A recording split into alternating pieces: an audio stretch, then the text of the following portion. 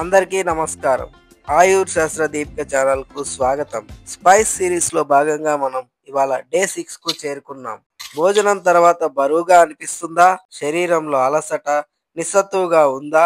దీని పరిష్కారం మీ వంటగదిలోనే ఉంది. అదే శొంఠి. ఆయుర్వేదంలో శొంఠిని అగ్నిదీపకం అని అంటారు. అంటే జీర్ణాగ్నిని వెలిగించే ఔషధం.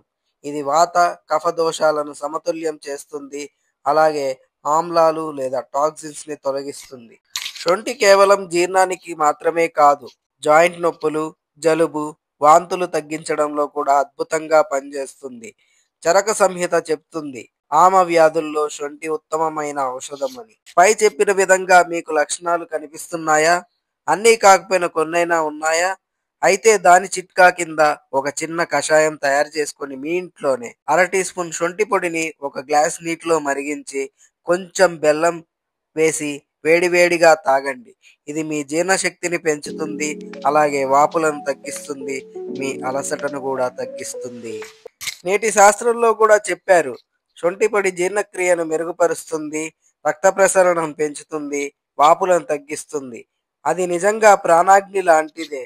శొంఠి మనలోని నిద్రిస్తున్న శక్తిని మేల్కొలుపుతుంది.